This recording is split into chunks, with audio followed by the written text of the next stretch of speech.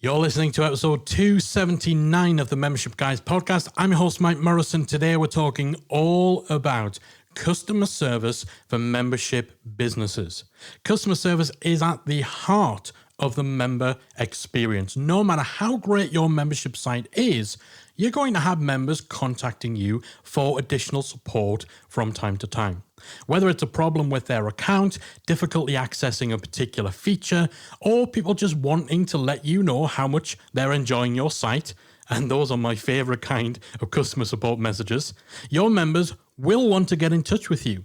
And so it's important to have an easy way for them to do so and a simple process for managing these sorts of messages. Providing your members with good customer service is an easy way to elevate their experience of your site. And similarly, a bad customer service experience will quickly turn their opinion of your membership sour. So, how do you nail customer service within your membership business? We're going to be diving into that in just a sec. You're listening to the Membership Guys podcast, bringing you proven, practical tips and advice from the leading experts on growing a successful membership business each and every week. And now, here's your host, Mike Morrison. All right, thanks so much for joining me this week for another installment of the Membership Guys podcast. This is the place to be for proven practical tips and advice on growing your membership. I'm so glad that you're spending part of your day with me. If you are a first-time listener, first of all, congratulations and welcome. We're so glad that you found our show. Make sure you hit the subscribe button within your podcast app to ensure you do not miss a single weekly dose of membership advice. And if you are a subscriber already, you're a long-time listener, thank you so much. You know how much I appreciate you tuning in each and every week.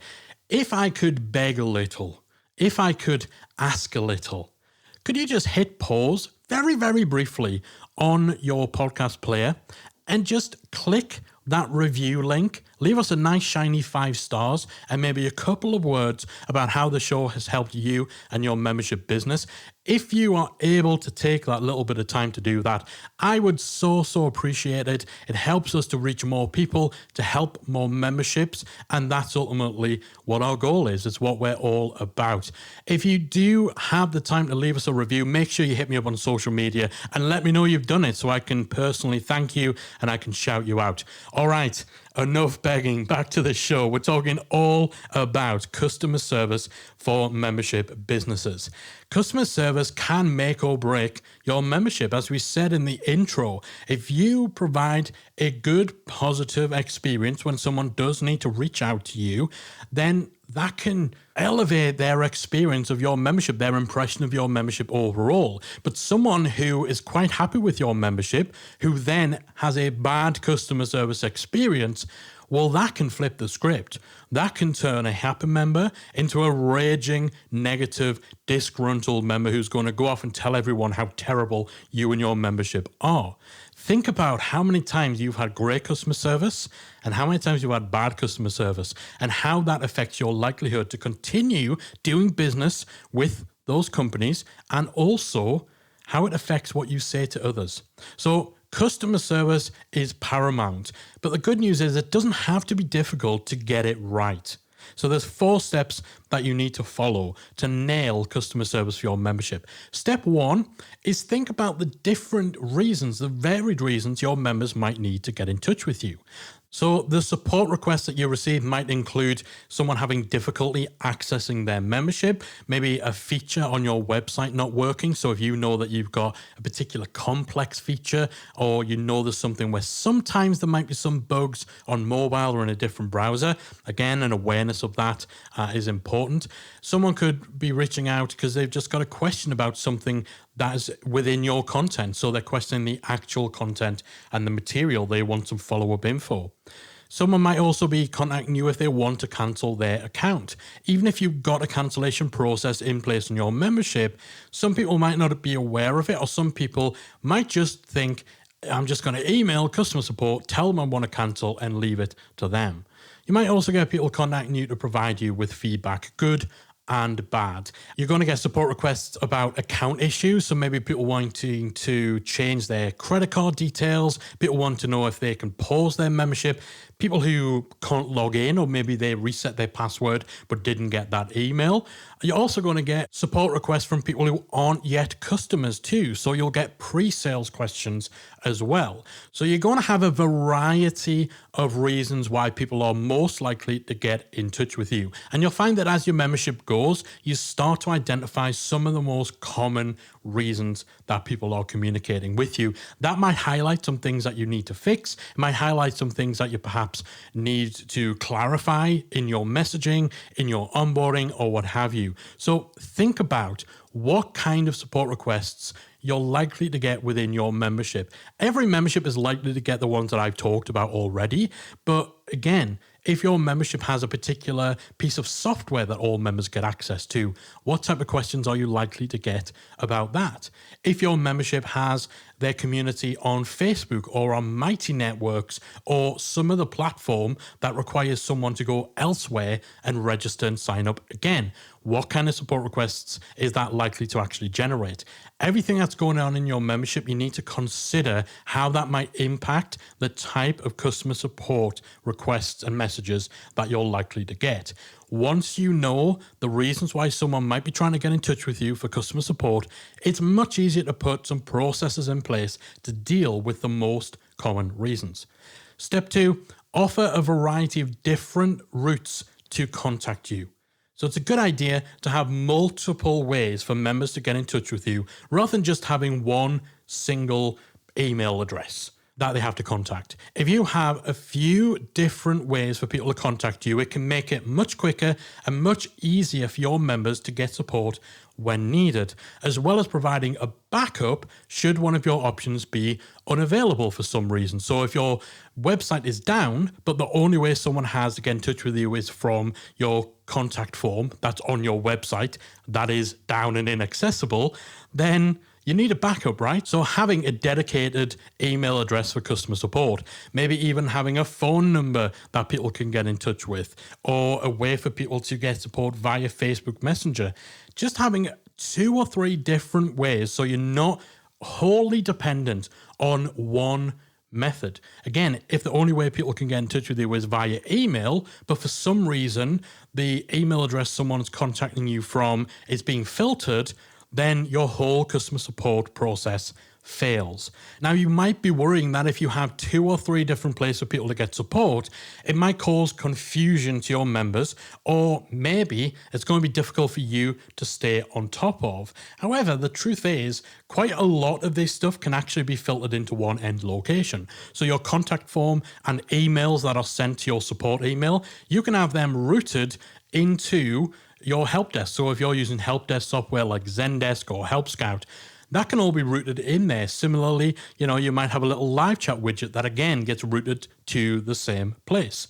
So you don't want to go crazy. You don't want to have a dozen different ways of people getting support, because that will get a little confusing, a little hard to stay on top of. But you can certainly give people 2 or 3 ways of contacting you that isn't overwhelming for them, isn't confusing for them, that isn't difficult for you to manage, and provides the backup just in case one of them goes down or what have you. So your contact options could include, again, as we mentioned, a dedicated email address. It could be a contact form. You might use a specific ticketing system, so a specific help desk system that's on its own website. It's at its own URL. Maybe you do have a phone number. Again, that's going to be less common, but in some markets, or maybe, a model where your membership is part of a larger business, then having a dedicated support phone number might be more feasible. Maybe you have a dedicated section within your forum. So if you're using a discussion forum for your community, you could have a section for support within there. Maybe it's live chat, maybe it's in-app messaging through Intercom. Again, a lot of these can be routed to a single location to make it more manageable for you while maintaining flexibility for your customers. Because again, you want to make it simple for members to get in touch with you if needed. The last thing you want is someone cancelling out because they're having an issue, but they didn't feel it was easy to speak up or to have it addressed. Step 3 when it comes to managing your customer service is ensure that you have clear customer service guidelines. So it's a good idea to have some guidelines in place over acceptable use of your customer support services. So whilst most members won't need these kind of guidelines, they can definitely help to avoid any confusion or any potential problems that could arise from someone using your customer support channels to send you emails asking for personal feedback or advice or coaching and stuff like that. So be clear about what your customer service and support channels are to be used for and what they're not to be used for. So for example, can members send you questions about content? If they want follow-up information to a course that they've watched, should they be sending that to your support email, or should they be posting that within your discussion forum? Is your customer support service just for questions about someone's account? Can they cancel their membership via your support form, or do you want to make sure you're directing them to your cancellation process or your cancellation page on your website? So having clarity on what your customer support channels can and can't be used for will definitely help avoid confusion and avoid any awkward situations where somebody types out a novel describing their situation that they want your advice and feedback on, and you have to reply to them and say, yeah, this is just for people who can't log into their site. Can you go and put that somewhere else? So have that clarity around your customer service, get those guidelines in place. More important than that, however, it's a good idea to set expectations as to when someone is likely to get a response, when they're going to hear back from you.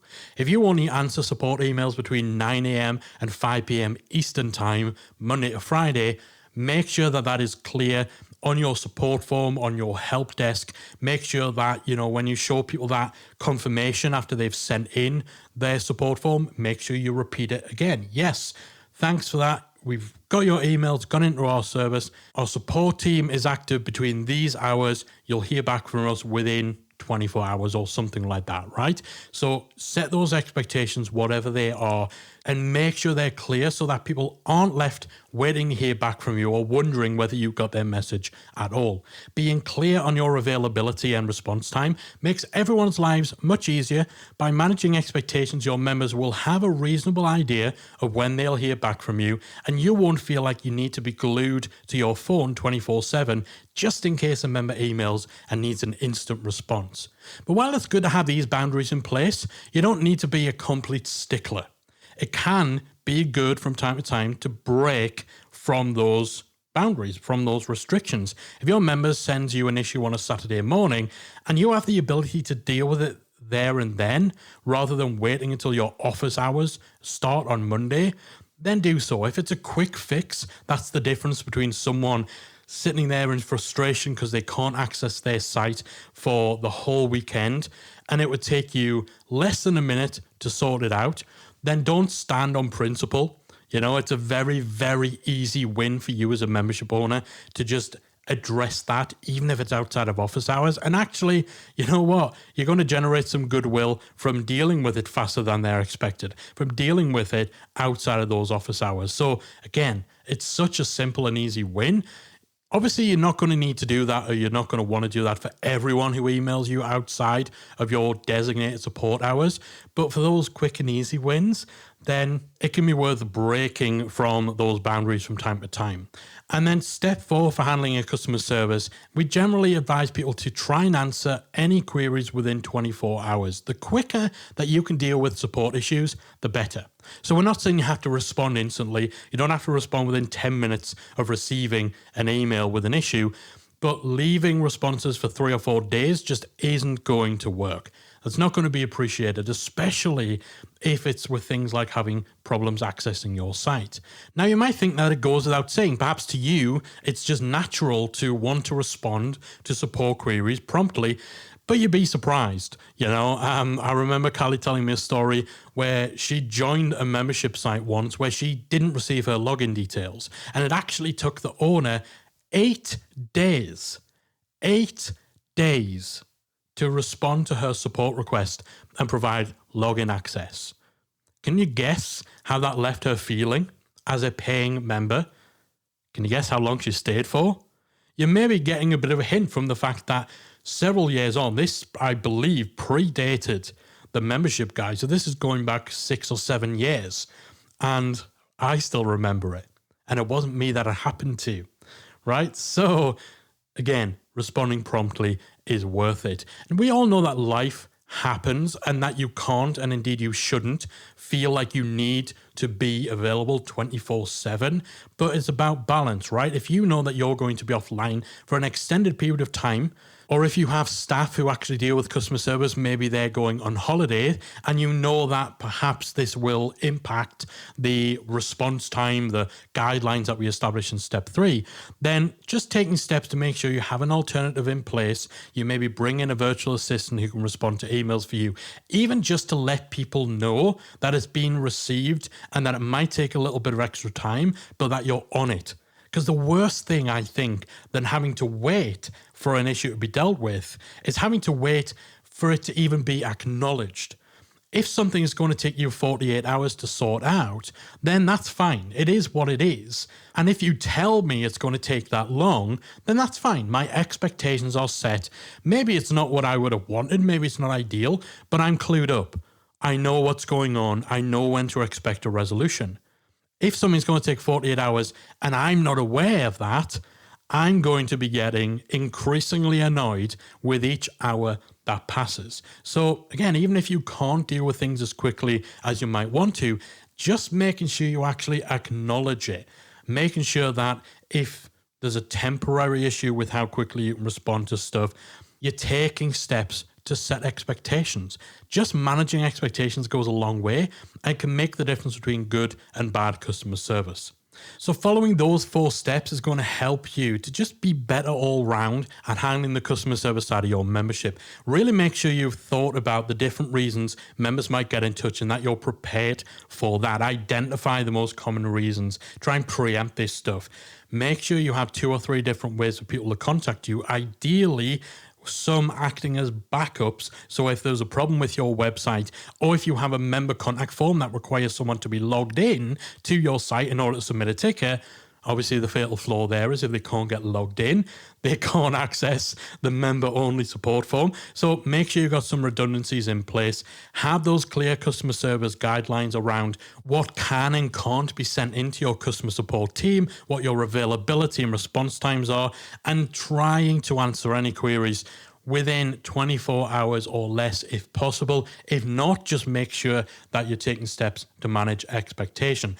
These are all going to go a long, long way. However, you will find that the busier your membership site gets, the bigger it gets, the more time customer service might take up for you. So there are a few things you can do to streamline your customer service management and ensure that members still receive the support that they need as your membership scales without it eating into the time that you need for the other parts of running a membership. So some things to consider. First of all, consider creating a tour video or a welcome video that you show to new members when they first join. So if you know that you get a lot of questions from new members about how to do certain things or how to access certain features of your membership, you could probably preempt and address a lot of those questions by creating a new member tour video that actually walks them through your site. It shows them how to do the basics, how to get set up, where they can create their profile, how to start a course, how to search your library,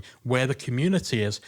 All these common things you can address in advance, particularly for new members within your onboarding. That kind of tour video, that welcome video that takes people through the initial stages of getting started can massively help with acclimatizing members to your site and cut down on some of those basic starter support questions like, where do I find this? How do I get to the community? How do I change my profile picture? The next thing you can do, develop a frequently asked questions section or a knowledge base. So if there's certain questions that are coming up time and time again, consider having an FAQ section that you maybe even put on your contact page. So if you've got a member support page, you can add that support form down the right-hand side. On the left-hand side, you can have a list of commonly asked questions like, how do I cancel my account? Where do I change my password? How can I download videos? And so on.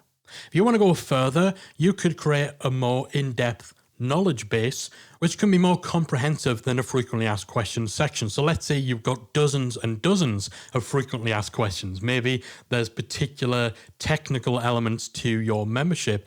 Then a knowledge base basically enables you to create a searchable database of those kind of questions. And again, you could link to that. You can have that sitting alongside your support form and make it really quick and easy for members to get the answers that they need. Third thing you can do to streamline your customer service management is to hire a virtual assistant or a community manager. So if your membership is scaling and you're reaching the point where the customer service is perhaps getting to be a little too much for you, it's eating into things like the time you've got available to create content, to market, to engage in your community, then it may be time to hand over the reins to someone else so that you can focus on the tasks that only you can do. In order for this to work really well, then it's a good idea to have specific processes and systems already in place so you can train somebody else up and so they can know what to do without having to run everything by you. So have a specific cancellation process in place. Have a specific refund process. You can even use help desk tools to actually pre-create canned responses, so pre-written responses for common questions that are going to enable other people to actually deal with a lot of these customer service inquiries with greater ease. Now, you're not going to be able to account for everything, but the more systemized that you can make things initially, and while you're the one dealing with customer service, the easier it's going to be to hand control of it over to someone else. The fourth thing that you can do to streamline your customer service management is to introduce self-service features to your membership. The more self-service you can use your membership site, the better. It saves your members time, it saves you time too. So a great example of this is cancellations. Most membership plugins enable you to have a process where the member can cancel their membership themselves from their account page. This is so much simpler than them having to email you at customer support to request a cancellation or to ask how they cancel. It's also really helpful if you can enable members to change their billing details themselves from within their account page, rather than, once again, having to email you and say, hey, how do I change my credit card? How do I update my PayPal address? And so on. Not only will this cut down on customer service emails, it'll also help reduce failed payments too. Someone's card has expired, someone knows they don't have funds on a particular account. The fact that they can go in, they can change their billing details themselves without needing to reach out to you is going to be helpful all around. Other things that you might want to make self-service for members would be the ability to upgrade or downgrade their membership, or even just changing their email address, their profile, their password, all these kind of things. They're not the sort of thing someone should need your intervention with. All right, so those are the 4 key steps that you need to take to get on top of your customer support management within your membership, as well as 4 ways in which you can streamline your processes to make all that stuff a lot easier to deal with. And it is well worth paying attention to this because, as we said, good customer service can be make or break. A lot of this isn't rocket science. Just have clear channels of communication, respond quickly, be helpful as possible, put in mechanisms and processes that try and preempt as much of these common questions, these common issues as you possibly can. And if in doubt, just try stepping into your member's shoes. Consider what you would want, what sort of support, what sort of experience you would want if roles were reversed and you were the member. Once you start thinking like that, you start putting your members first, you're on the path to good customer service, and that can make the difference between someone who loves your membership, who has nothing but good things to say about you, and someone who has been soured by a negative experience that one time they reached out to you for a little extra support and a little extra help with using your site.